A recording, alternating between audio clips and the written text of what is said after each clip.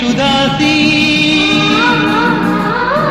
करणेषु मन्त्री भोजेषु माता शयनेषु रम्भा கல்யாணம் என்பது பூர்வபந்தம் உடலோடு குடியேறிட வாழும் சொந்தம்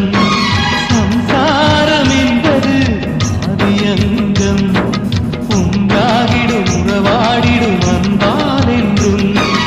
ஏழு ஜென்மமே மணமாலை வந்தமே ஆயிரம் காலமே வாழுமே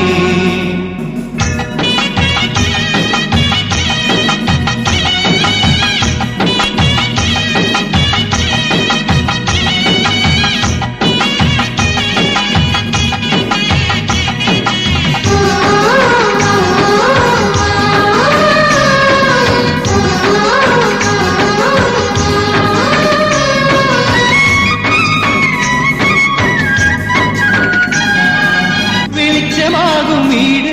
பெண் விளக்கேற்றினார் வெற்றியாகும் வாழ்வு பெண் வழிகாட்டினார் விலகி போகும் நோவும் பெண் விரல் தீண்டினார் தெய்வம் கூட இலகும் பெண் வரம் வேண்டினார் இங்கு ஆணின் பின்பலம் என்றுமாகும் பெண்பலம் நீ ஏது நான் ஏது இங்கே நம்மை எல்லாம் சுமந்தவள் யாரடா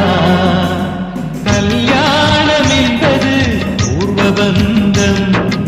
உடலோடு குடியேறிட வாழும் சொந்தம்